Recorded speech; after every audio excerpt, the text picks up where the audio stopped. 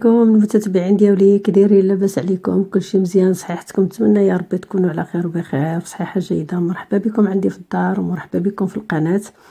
اليوم جبتكم بهذه الوصفه ان شاء الله الرحمن الرحيم، بحكم احنا في فصل البرد وفي فصل الشتاء والفيروسات والميكروبات، يعني لا لينا بالنسبه لينا ولا لوليداتنا.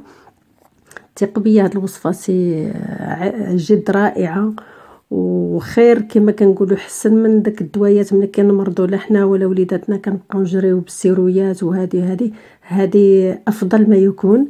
ما نطولش عليكم، ندوزو جميع الكوزينه نوجدوا هذه الوصفه ان شاء الله. بسم الله، نبداو على بركه الله. هنا عندي 4 ديال الكرموسات يابسين او الشريحه، ولا كل واحد واش كيقول ليها. عندي هنايا 4.5. هاد النص هذا هانتوما غتشوفوني اش غندير به من بعد. عندي 4 ديال الفصوص ديال الثوم، عندي كاس ديال العنبه ديال الزيت البلديه من طبيعه الحال، يعني ثقوا بيا كتجي زوينه يعني وصحيه، وحنا عارفين الفائده ديال هاد الكرموس ولا الشريحه، راهم مذكورين في القران. يعني التين والزيتون كنحلوهم هكا بالموس، وكنديروا فيهم الضريس ديال الثومه، ونحطيهم في هذا الكسكاس هذا ديال الكوكوط. من طبيعه الحال قبل ما بدينا بها رحنا مسحناها، وكنحيدوا لها داك لاتيج ديال هذاك كما كنسميو هذاك النواشه ديالها ولا الطريبيش. كنحلوهم هكا وكنديروا فيهم الضريس ديال الثومه. ها نتوما حنا راكم عارفين، حنا كما قلت لكم في هاد الوقيته هذه شويه القضيه كتكون صعيبه مع الفيروسات، مع هذه ما فيها بس. وانتم على فكره بداو غير بهذه الكميه قليله، بلا ما تبداو. انا بديت معكم غير بالكميه قليله، ملي انا راني كندير تقريبا نص كيلو ديال هذه، وكتبقى لي تقريبا العام كامل ما عنده ما غيوقع ليها. هكا حتى كملناها. هذه غادي نحتفظ بها من بعد ان شاء الله.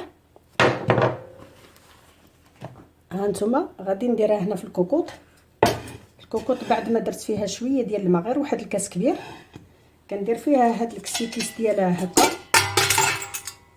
وكان نديروها في القلبوطه. ومني كتبدا تصفر كنحسبوا لها غير واحد 5 دقائق كنطفيو عليها صافي ان شاء الله. ونتلاقاو من بعد الطياب ديال هاد الشريحه. كنجيبو هاد النصيص ديال هاد القرون ديال الكرموسه اللي خليناها، كنتشكو فيها واحد 7 ديال ولا 8 ديال القرنفلات، حيت هي اللي غادي تغطي لينا على داك الريحه ديال ملي غنديروها في القرعه، هي اللي غتغطي لينا على داك الريحه ديال الثومه. كذلك كنحتاجوا القريعه ديال الدجاج تكون نقيه ومسوحه ما فيها لا ما لا والو. كنديروا فيها داك النصيص ديال الكرموسه اللي فيها القرنفل. دابا غادي ندوزو للطحين ديال هاد اللي خلى داك ديال الكرموس. ها انت داك الكاس ديال الزيت درتو هنايا في هاد الكاس هذا، وغادي نضيف عليه هاد الكرموس اللي سلقناه مع الثومه. غادي نهزوهم كاملين، ما نخليو حتى حاجه، كلشي غادي نديروه هنا في هاد الكويس. وغادي ندوزو اللي خلى هذاك الطحين، كنبقاو نطحنوه حتى يندمج لينا داك الخليط مع داك الزيت. هي داك الكرموس غادي تبقى لينا، ما غتولي دايره كي الكونفيتور، ولكن داك الثومه اللي فيها لداخل غادي تطحن لينا. نطحنوها هكاك مزيان، نستمروا في الطحين حتى نكملوها.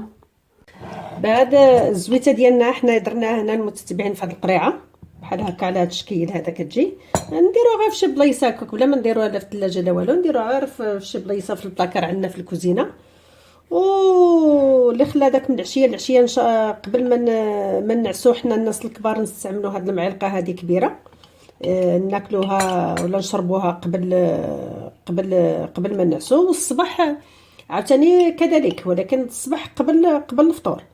اما غتحتفظوا غير بزويته بحال ما كتشربوها، او تاخذوا زويته ونفس الوقت هذه الا دازت لكم. انا كناخذها كيما راها، يعني كنهز معلقه في الصباح ومعلقه في العشيه كيما راها، بهذه ديالها، بهذا الكرموس ديالها وبكل شيء.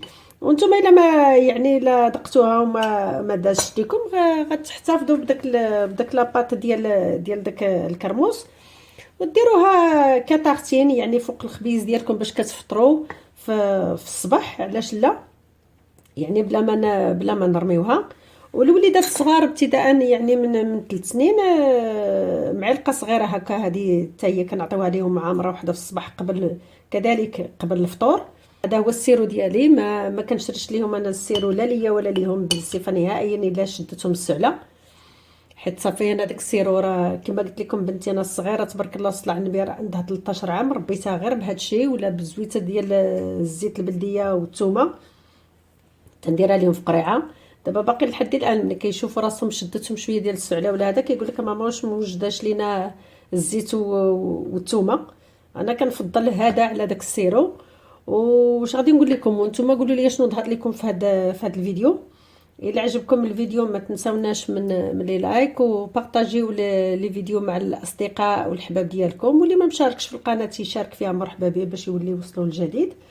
وإلا عندكم شي اللي خلى هذاك سؤالات ولا شي حاجه طرحوها عليا، خليوها لي في الكومونتير ونجاوبكم عليها، علاش لا ان شاء الله الرحمن الرحيم.